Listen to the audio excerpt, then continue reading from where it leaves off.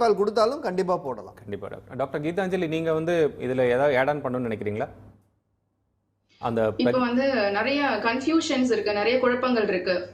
Pregnant விமென்க்கு வந்து தடுப்பூசி போடலாமா வேண்டாமா அப்படின்னு சொல்லிட்டு நாங்க வந்து ஸ்ட்ராங்கா ரெக்கமெண்ட் பண்றோம். கண்டிப்பா வந்து கர்ப்பிணி பெண்களுக்கு தடுப்பூசி போடணும். எப்போ போடலாம் அப்படின்னு பாத்தீங்கன்னா முதல் 3 மாசத்துக்கு அப்புறம் போடலாம். அப்புறம் போடலாம். ஸோ இது வந்து பிரெக்னன்சி அப்போ COVID-19 வந்துச்சுன்னா சிவியர் சிம்டம்ஸ் இருக்கு. நம்ம நிறைய கர்ப்பிணி பெண்கள் வந்து லூஸ் பண்ணியிருக்கோம். டேட்டாஸ் நிறைய இருக்கு.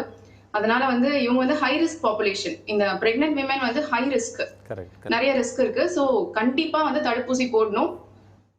பாலூட்டும் தாய்மார்களுக்கு வந்து ஒன்றும் ப்ராப்ளம் இல்லை, கண்டிப்பா போட்டுக்கலாம். ஓகே ஓகே மேடம், நன்றி. இதை பற்றின பயம் எதுவுமே வேண்டாம். Right madam. சார் இதுல ஒரே ஒரு விஷயம் என்னன்னா, கவர்மெண்ட் ஆஃப் இந்தியா கைட்லைன்ஸ்ல கேட்கலாங்க. சொல்லுங்க சார். வணக்கம்மா. ஒன்றும் இல்லை, என்னுடைய டாக்டர் யூஎஸ்ல இருக்காங்க. அவங்க வந்து ஃபர்ஸ்ட் டோஸ் போட்டாங்க ஃபைசர் வேக்சின். அதுக்கப்புறம் கன்சீவ் ஆயிருக்கிறாங்க. இப்ப செகண்ட் டோஸ் போட்டுக்கலாமா அப்படின்னு கேட்கணும். கண்டிப்பா போட்டுக்கலாம். அங்க வந்து இப்போ நம்ம யூஎஸ் யூகே எல்லாம் பாத்தீங்கன்னா வந்து ஃபைசர், மாடர்னா இதெல்லாம் வந்து மெசஞ்சர் RNA வேக்சின்ஸ்னு சொல்லுவோம். இதை போட்டுட்டு இருக்காங்க. அவங்களுக்கு வந்து நல்ல டேட்டா இருக்கு. கிட்டத்தட்ட வந்து 1 லட்சத்துக்கும் மேலான கர்ப்பிணி பெண்களுக்கு வந்து போட்டு அவங்க அந்த ரிசல்ட்ஸ் எல்லாம் வச்சிருக்காங்க. சோ அதுல பார்த்தா வந்து safety profile is very high. ரொம்ப சேஃபான vaccines Pfizer and Moderna vaccines. So இத பத்தின பயமே வேண்டாம். 2வது டோஸ் வந்து கண்டிப்பா போட்டுக்க சொல்லுங்க. ஸோ அவங்களுக்கு ஏதாவது டியூரேஷன் இருக்கா? இப்போ சார் சொன்னாங்க செகண்ட் ட்ரைமஸ்டர்ல, தேர்ட் ட்ரைமஸ்டர் அந்த மாதிரி. இப்போ நீங்களே சொன்னீங்க ஃபர்ஸ்ட் 3 மந்த்ஸ்க்கு அப்புறம் போடலாம். பட் இல்ல சார், சயின்டிபிக்கலி ஸ்பீக்கிங் வந்து ஒன்றும் ப்ராப்ளம் இல்ல. ஆனா இது வந்து சைக்கலாஜிக்கலி ஸ்பீக்கிங் ஃபர்ஸ்ட் 3 மாசம் வந்து இம்பார்ட்டன்ட் பீரியட் இன் பேபிஸ் growth. உள்ள இருக்க ஃபீட்டஸ் வந்து grow ஆகிறதுக்கு மிக முக்கியமான காலகட்டம் அப்படின்னு பாத்தீங்கன்னா முதல் 3 மாசம். இது வந்து அதனால தாய்மார்களுக்கு வந்து ரொம்ப பயம் இருக்கும். ஃபர்ஸ்ட் 3 மந்த்ஸ்ல போடுறதுக்கு பயமா இருக்கே அப்படின்னு சொல்லிட்டு சயின்டிபிக்கா பார்த்தோம் அப்படின்னு பாத்தீங்கன்னா எப்ப வேணா போடலாங்க. ஓகேங்க மேடம். Okay okay. அடுத்த காலர்ட்ட பேசலாம். கண்டிப்பா போடலாம். கண்டிப்பா போடலாங்க. இது வந்து நிறைய மிஸ்கன்செப்ஷன்ஸ் அண்ட் நிறைய டவுட்ஸ் இருக்கு. சோ பீரியட்ஸ்க்கும் இதுக்கும் ஒன்றும் பெரிய சம்பந்தம் கிடையாது. நீங்க தாராளமா போடலாம். இல்ல நான் போட்டிருக்கேன், செகண்ட் டேஸ்ல நான் போட்டிருக்கேன். இருந்தாலும் ஃபீவரிஷா இருக்கு எனக்கு. இல்லங்க, ஃபீவர் வந்து it is a reaction to the vaccine. அது வந்து நார்மலா வரதுதான். Okay ma'am. ஓகே. நீங்க அத பத்தி ஒண்ணும் பயப்பட வேண்டாம். It is normal. Okay okay. Periods problem. ஆமா.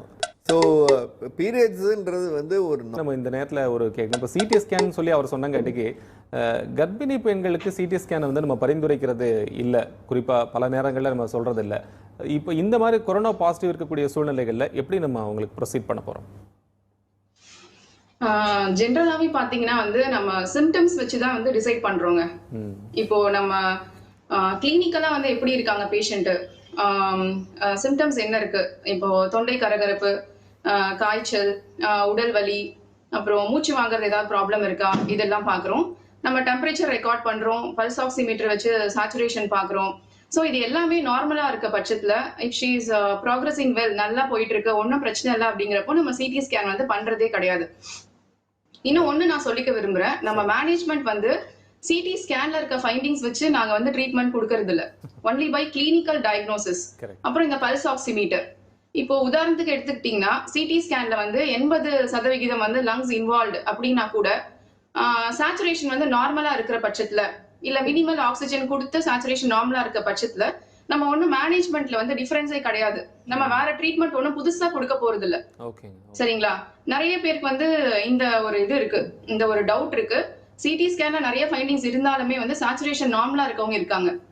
சோ சிடி ஸ்கேன் நம்ம பண்றோம், பிரெக்னன்சில பண்றோம். அதை எப்படி பண்றோம்னா வந்து தேவைப்படும் பெண்களுக்கு மட்டும் பண்றோம். ரொம்ப சிவியரான டிசீஸ் இருக்கு, இதுக்கப்புறம் வந்து நம்ம செயற்கை சுவாசம் கொடுக்கணும், இல்ல வந்து வேற டைப் ஆஃப் ட்ரீட்மெண்ட்ஸ் தான் இருக்கு, ஆன்டிபாடி ட்ரீட்மெண்ட்ஸ் எல்லாம் கொடுக்குறோம், மோனோக்ளோனல் ஆன்டிபாடிஸ் எல்லாம் கொடுக்குறோம்.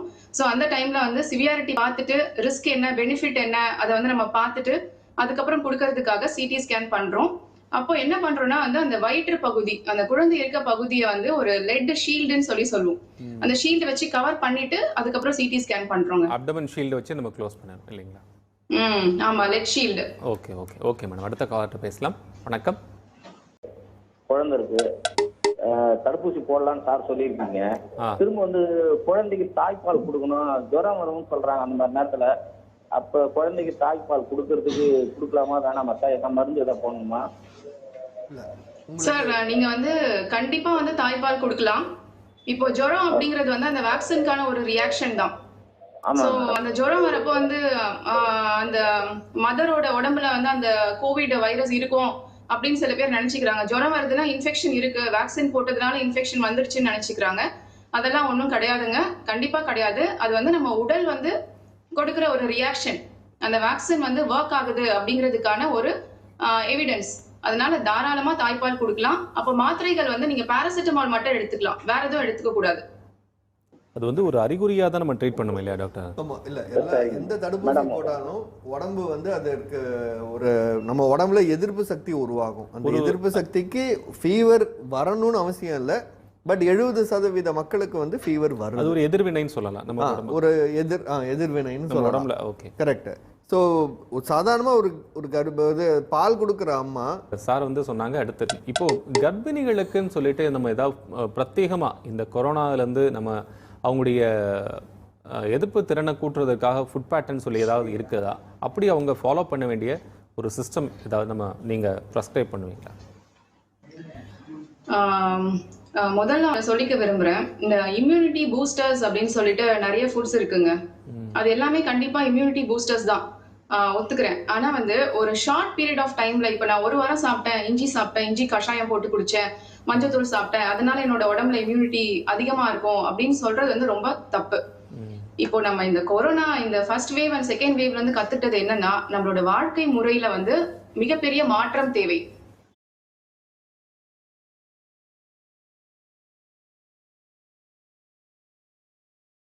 இப்போ நம்ம எடுத்துக்கிற நிறைய ஃபுட்ஸ் வந்து ஃபாஸ்ட் ஃபுட்ஸ் அண்ட் எல்லாமே வந்து கண்டெய்னர்ல வந்து அடைச்சு வைக்கிற ஃபுட்ஸ் தான் நிறைய குழந்தைங்களுக்கு கொடுக்குறோம். நம்மளும் அந்த மாதிரி தான் சாப்பிட்றோம்.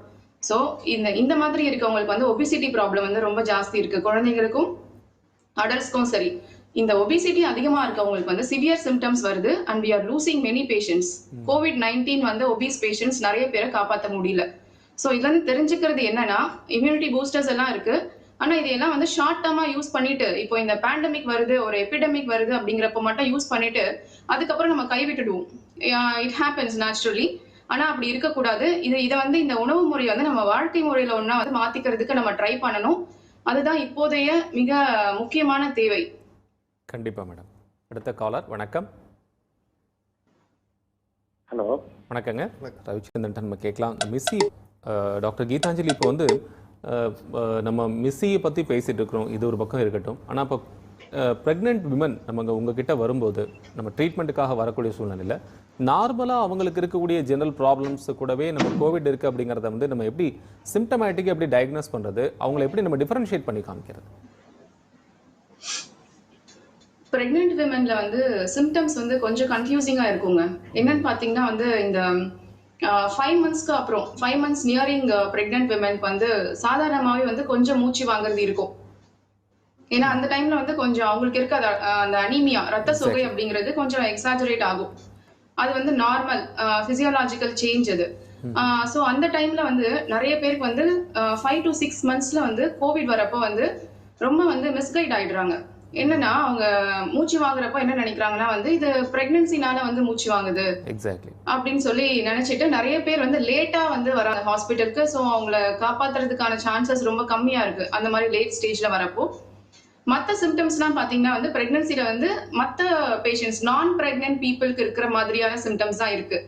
ஒரு sore throat, fever, body pain, அது எல்லாமே வந்து loss of taste, loss of smell, இந்த மாதிரி இருக்க சிம்டம்ஸ் வந்து மற்ற ஜென்ரல் பாப்புலேஷன் இருக்க மாதிரியான சிம்டம்ஸ் தான். இந்த மூச்சு வாங்குற இந்த சிம்டம் மட்டும் வந்து பிரெக்னென்ட் விமன் வந்து இது நார்மல் அப்படின்னு நினைச்சிட்டு நிறைய பேர் வந்து கேர்லெஸ்ஸா விட்டுடுறாங்க. விஷயத்தை வந்து நான் இங்க ரொம்ப உறுதியா சொல்றேன், நான் தெளிவுபடுத்த விரும்புறேன். கண்டிப்பா அதுக்காக தான் நான் அந்த கேள்வி கூட நான் உங்ககிட்ட கேட்டேன். நம்ம தொடர்ச்சி பேசலாம். ஒரு காலர் இருக்காங்க. வணக்கம். வணக்கங்கம்மா. ஹலோ சார், நான் கோயம்புத்தூர்ல இருந்து பேசுறேன். சுகந்தாங்க சார் என் பேருங்க. வணக்கங்கம்மா, சொல்லுங்க. வணக்கம் சார். டிவியில் பார்த்தேங்க சார். மாமாவுக்கு வந்து 70 இயர்ஸ் ஆகுங்க சார்.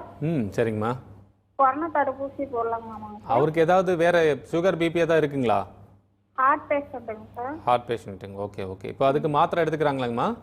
மாத்திரை எடுத்துக்கிறாங்க. Okay okay. எவ்வளோ நாள் எடுத்துக்கு இப்போ தான் ஏதாவது நீங்கள் அதுக்கு ட்ரீட்மெண்ட் பண்ணீங்களா, ரொம்ப முன்னாடி பண்ணதுங்களா? ஒரு 8 இயர்ஸ் ஆகுதுங்க சார். சரி, இப்போ ஆனால் மாத்திரை எடுத்துக்கிறாங்க இல்லைங்களா? மாத்திரை எடுத்துக்கிறேங்க சார். சரி ஓகே.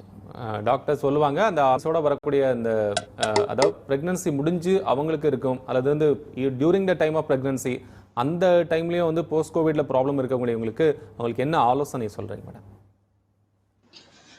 இப்போ வந்து கோவிட் ப்ரெக்னெண்ட்டாக இருக்கும்போதோ இல்லை வந்து டெலிவரி ஆனதுக்கு அப்புறம் கோவிட் வந்தாலோ நம்ம வந்து கண்டிப்பாக வந்து சில மெடிகேஷன்ஸ் வந்து கொடுக்குறோம். அதில் வந்து இந்த ஆன்டிகோயாகுலன்ஸ் அப்படின்னு சொல்லக்கூடிய பிளட் தின்னர்ஸ் வந்து மிக முக்கியமான drugs. So post covid complications அப்படின்னு பார்த்தீங்கன்னா நான் முதல் இடத்துல என்ன வைப்பேன் அப்படின்னு பார்த்தீங்கன்னா for pregnant mother and also ஒரு டெலிவர்ட் மதருக்கு என்னன்னா சைக்கலாஜிக்கல் ப்ராப்ளம்ஸ். அவங்க வந்து ரொம்ப மென்டலி ரொம்ப டிப்ரெஸ்டாக இருப்பாங்க. நிறைய பேர் வந்து குழந்தைய வந்து அவங்க கிட்ட இருந்து தனிமைப்படுத்திடுவாங்க, ஐசோலேட் பண்ணி வச்சிருவாங்க. ஆக்சுவலா அது ரெக்கமெண்டேஷன் கிடையாது. நம்ம வந்து குழந்தைய வந்து அம்மா கிட்ட தான் கொடுக்கணும். சில சிச்சுவேஷன்ஸ் இருக்கு, இப்ப மதர் வந்து ரொம்ப சிக்கா இருக்காங்க, குழந்தைய கூட வச்சுக்க முடியல அப்படிங்கிற கண்டிஷன்ஸ்ல ஓகே. அதர்வைஸ் மதர் வந்து ஷீ இஸ் ஹெல்தி, அவங்களால பேபியை ஹேண்டில் பண்ண முடியும் அப்படிங்கிற பட்சத்துல வந்து குழந்தை வந்து அம்மா கிட்ட தான் இருக்கணும். ஆனா சில பேர் பயத்துல வந்து குழந்தைய ஐசோலேட் பண்ணிடுறாங்க. ஸோ மிக முதன்மையான காம்ப்ளிகேஷன் பாத்தீங்கன்னா வந்து psychological problems. They need mental support, family கிட்ட இருந்தும் சப்போர்ட் வேணும். அவங்க வந்து விருப்பப்பட்டா சைக்கியாட்ரிஸ்ட் கிட்ட ஒரு கவுன்சிலிங் போகலாம். Family support is very important.